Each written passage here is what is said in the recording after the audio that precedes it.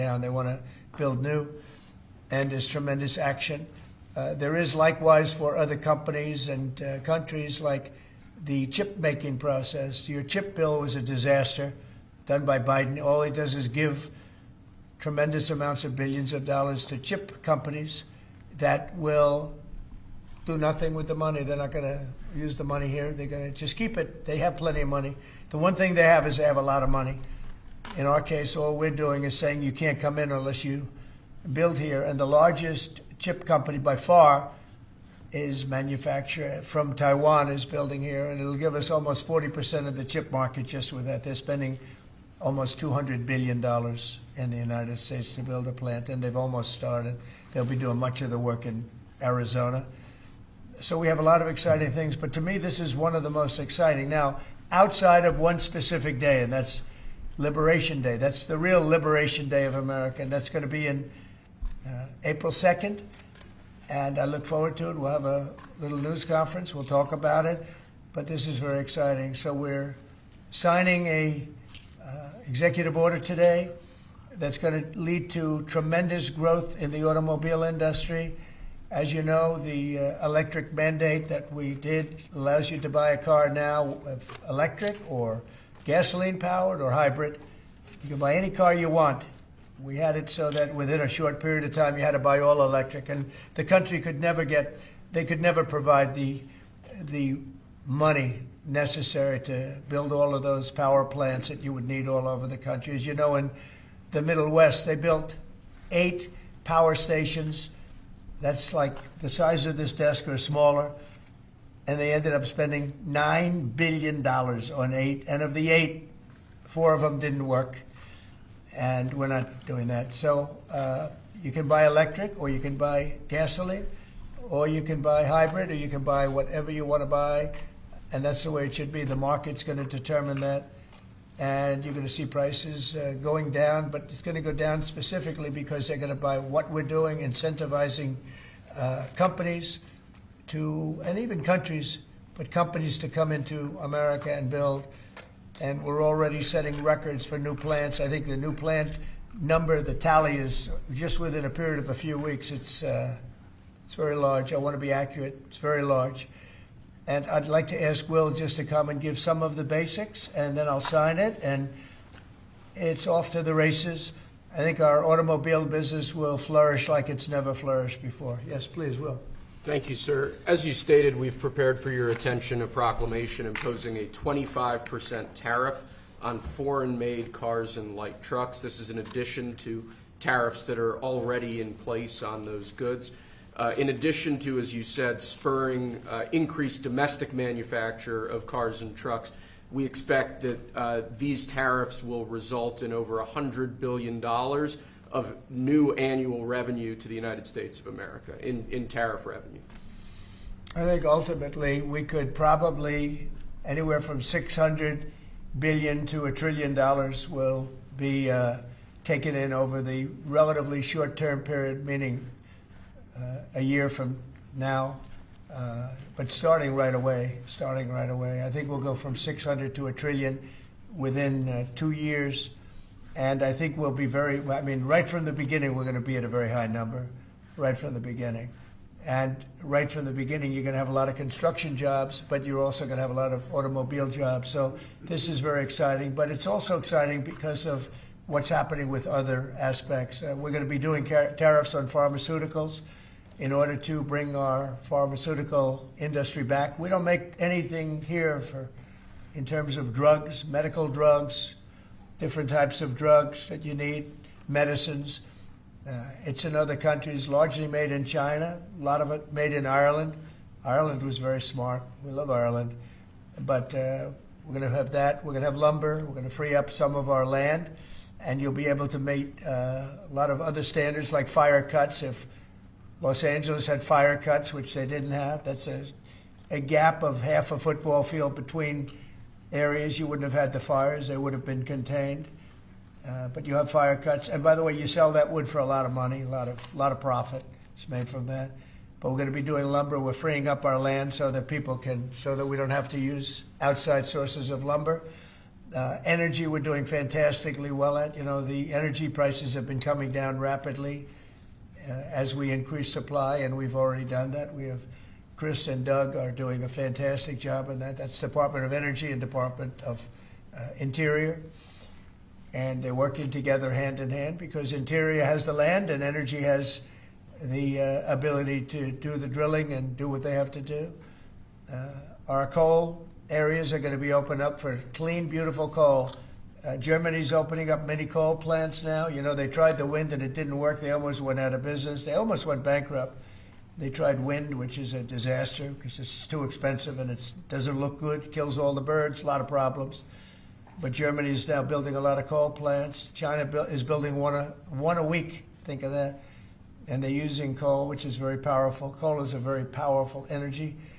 And we're opening up our coal mines again, and we're going to do, I call it beautiful, clean coal. The technology is so good now that coal can give you tremendous power at the same time. It can be very clean. But we're also obviously doing oil and gas and various other things. You can do pretty much whatever you want. We don't like the wind because we think it ruins the landscapes, the plains, ruins them. And it's got a lot of problems. It's also by far the most expensive energy. It looks horrible in the oceans. It's dangerous in the oceans in terms of navigation. And if you look at what's happening with whales, you know, in one area, they lost 2 whales, like in 20 years, washed ashore. And this year they had 17 wash ashore. So there's something happened out there. There's something driving the whales a little bit loco, but they lost 2 in 20 years. And now they lost 17 in a short period of time. So it's something wrong out there. So this is very exciting. This is going to lead to the construction of a lot of plants, and in this case, auto plants. And you're going to see numbers like you haven't seen, both in terms of employment. It takes a little while. You're going to have great construction numbers initially, and then ultimately you're going to have a lot of people making a lot of cars. And one other thing, we have the Speaker of the House with us, who's doing a fantastic job. And where's Mike? And we're trying to get approved. Mike, thank you very much for being here. We're trying to get approved, if we can. If you borrow money to buy a car, you're allowed to deduct interest payments for purposes of income tax, but only if the car is made in America. So if the car is made in America, you get a loan, you can deduct the interest. That's a big saving. A lot of people in that part of the world, in terms of buying cars, a lot of them don't think in terms of deductions. People that think in terms of deductions are very wealthy people, but people are going to start understanding what a good deduction is all about. So when you get a loan to buy a car, and I think it's going to pay for itself. I don't think there's any cost. I think you're going to have so many cars built, but you're only going to get that deduction of interest if the car is made in the United States of America. So I'm going to sign this, and Mike, I hope you can get that, because I think it's going to be amazing in terms of the number of cars that are going to be made because of it. And I want to thank Howard Lutnick, our fabulous commerce chairman. That's what he is. He's a chairman. He's a very successful guy, a great guy. And we have a big day, Howard, coming up next week. It's going to be good. That's Liberation Day. That's going to be on the 2nd, and that's going to be reciprocal. And I think people will be impressed. We're going to be very fair. We're going to be very nice, actually. We have not been treated nicely by other countries, but we're going to be nice.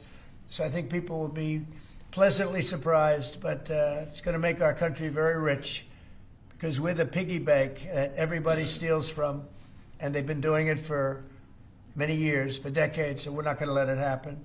So, but we're going to treat people very nicely. We're going to treat other countries very, very nicely, and I think it's going to have a very positive effect on everybody, including those other countries.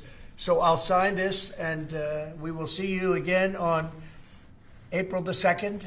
In terms of this, it's going to be another round, and it's about making America great again, making it strong and prosperous again. Thank you very much. So Mr. President, on tariffs, can I ask you about tariffs, Mr. President, on the car tariffs? How do you assure that a car coming into the country is fully built? Could an automaker in Germany say, leave the tires off a car? Yeah, we're going to have very strong policing, and it's pretty easy to do. If parts are made in America, and a car isn't, those parts are not going to be taxed or tariffed. And we'll have very strong policing as far as that's concerned. For the most part, I think it's going to lead cars to be made in one location. You know, right now, a car would be made here, sent to Canada, sent to Mexico, sent all over the place. It's ridiculous. So this is a very simple system. And the beauty of the 25, it's one number. It's not up or down depending on the cost of the car. It's one number. And that number is going to be used to reduce debt greatly in the United States and to build things, reduce taxes. I mean, basically, I view it as reducing taxes and also reducing debt.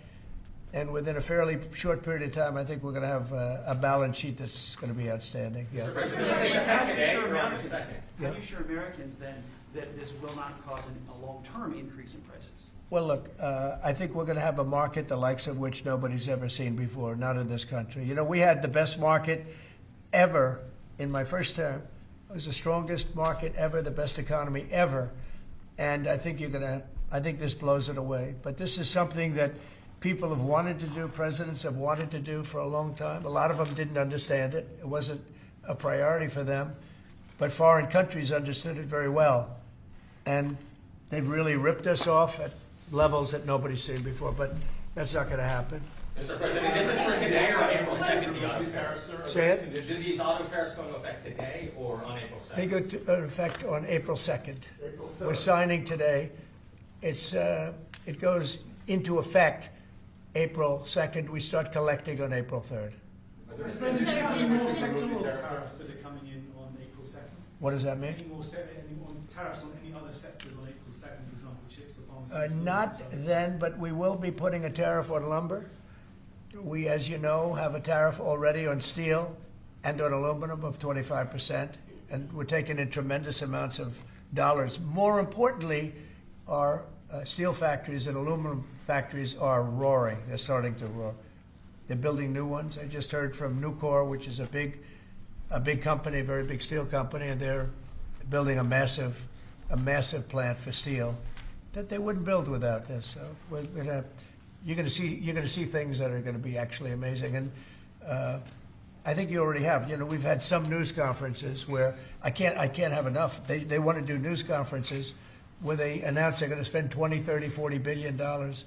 But Apple, as an example, is spending $500 billion. Okay, any other? On the Signal chat, Senator Roger Wicker. Hold on one second. Yes. Go ahead. Reciprocal tariffs next week. Will those be immediately effective April 2nd on all countries, or will you focus on the worst offenders? No, we're going to make it all countries, and we're going to make it very lenient. I think people are going to be very surprised. It'll be, in many cases, less than the tariff that they've been charging us for decades. So I think people are going to be very, very surprised.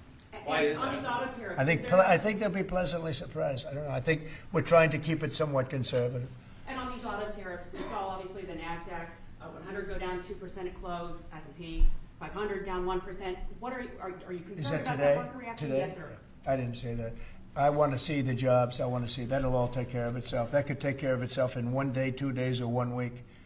Are there any conditions under which you'd remove these auto tariffs, sir, or is this permanent for the rest of your term in office? Oh, this is permanent. Yeah, 100%. Yeah. Are you on the auto tariffs? Did Elon Musk advise you at all on these auto tariffs? No, because he may have a conflict, so we don't talk. I've never talked to him. Elon's amazing. He's never asked me for a favor in business whatsoever. I'm actually a little surprised by it. I might do it, I might not do it. I do what's right, and he'd want me to do what's right. No, he's a patriot. He has never, these are big deals we're talking about. This is probably nothing like this. And I've never had Elon come and say, would you do me a favor with the mandate or the electric mandate or anything.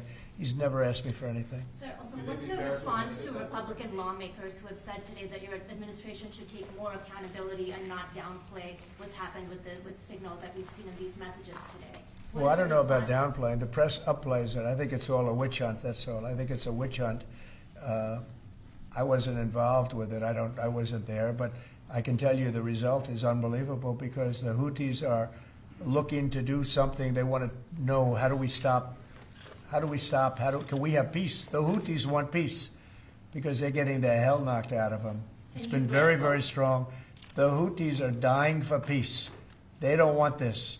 And they're bad. Look, they were knocking ships out of the ocean. You know, we had in the Suez Canal, they only have about 20% of the ships going through. They have to go through a different way, which takes weeks of travel. And that really affects commerce. But the Houthis have been hit hard, and they want to negotiate peace. But I don't think they're quite. I don't think they're quite ready. Classified that was shared? Say it. Do you still believe nothing classified was shared? Well, that's what I've heard. I don't know. I'm not sure. You'll have to ask the various people involved. I really don't know. I can only tell you this. You know, you don't want to talk about it. The Houthis have been horrible to the world. What they've done, killed a lot of people, and knocked down a lot of ships and planes and anything else. You know, it's not just the ships. And they have been hit. They have been hit harder than they've ever been hit, and they want us to stop so badly. And they've got to stop. They've got to say no mas. But I can only say that the attacks. It's attacks every day, every night. It's not just the one. You're talking about one. The attacks have been very successful, even beyond our wildest expectations. We've hit them very hard, very successfly. And we're going to do it for a long time. We're going to keep it going for a long time. Senate Republicans have said that they have formally asked the administration for an Inspector General report on the signal issue. Will you agree to that? It doesn't bother me. I don't know. I want to find if there's any mistake or if a signal doesn't work. It could be that signal is not very good. You know, it's a company. Maybe it's not very good. I think we'd rather know about it now. There was no harm done because the attack was unbelievably successful that night, and it has been unbelievably successful every single night for the last 4 or 5 nights. So, and that's the thing that you should be talking about.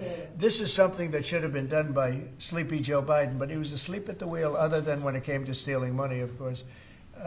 Joe Biden should have done this attack on Yemen, which is basically a certain group within Yemen, the Houthis, and this should have been done by Joe Biden, and it wasn't, and that's caused this world a lot of damage and a lot of problems. He's responsible, but he's also overseeing the investigation to find out what went wrong. Maybe who's responsible? Mike Waltz says that he's responsible. Well, yeah, Mike Waltz, I guess he said he claimed responsibility, I would imagine. It had nothing to do with anyone else. It was Mike, I guess. I don't know. I was told it was Mike.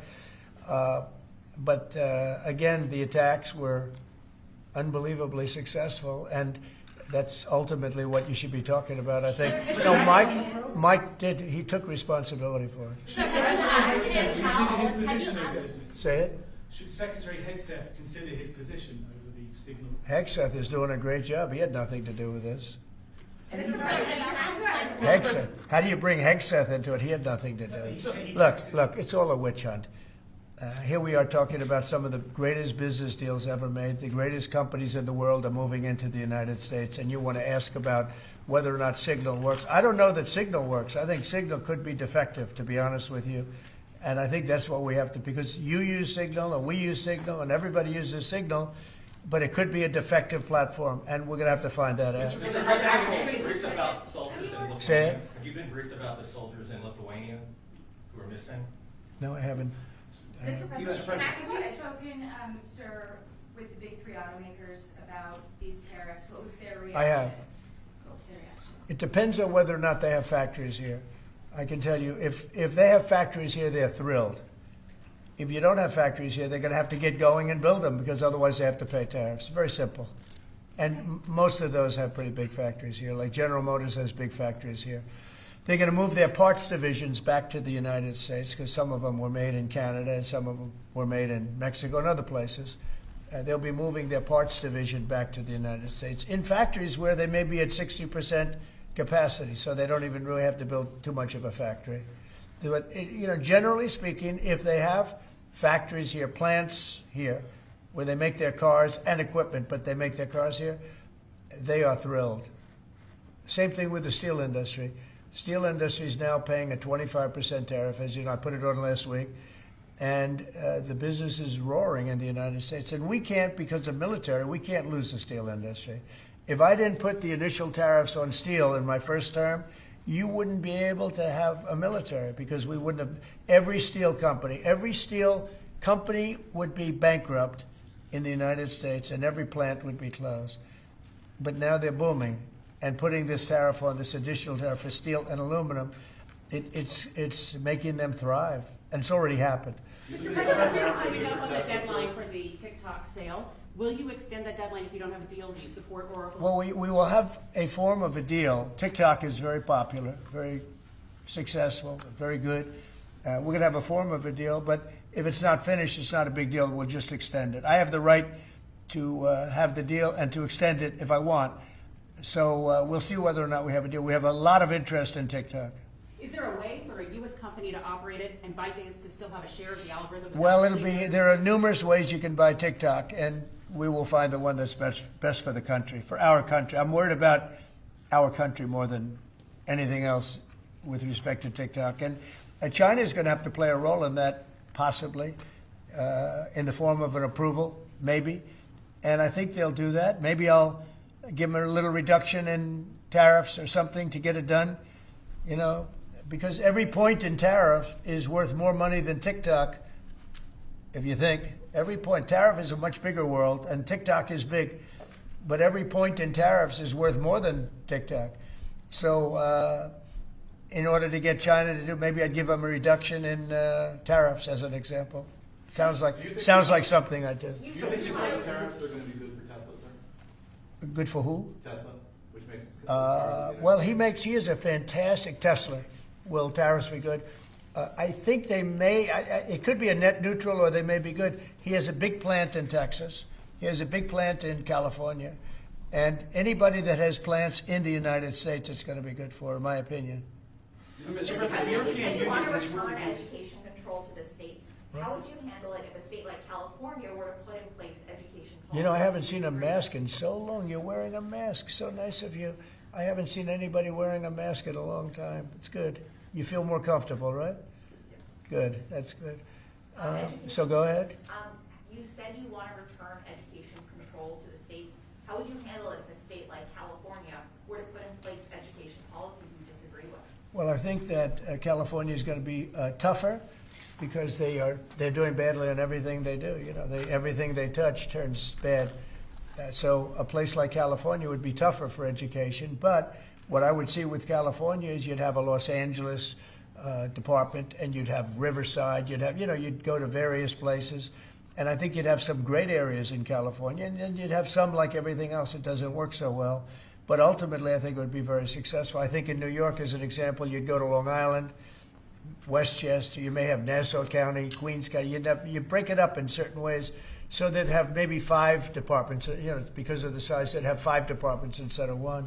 A state like Iowa, you'd have 1, and I mean they're just chomping at the bit to get going. So many states are chomping at the bit to get education, and it's going to happen fast to get the education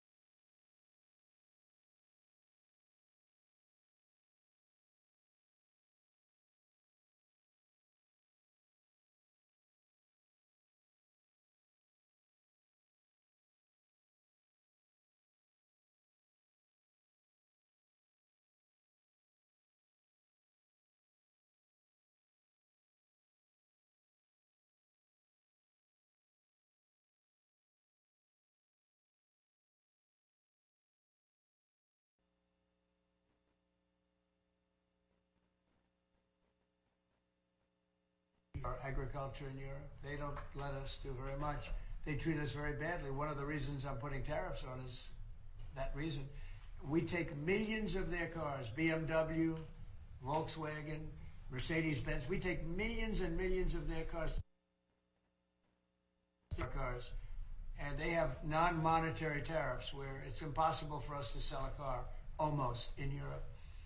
And so I understand what he's saying. Same thing with NATO. When I got involved, these mostly European countries, as you know, we had 28 at the time, and only 7 were paid. And most of them were not paid. 20 some odd countries were not paid, or they were substantially.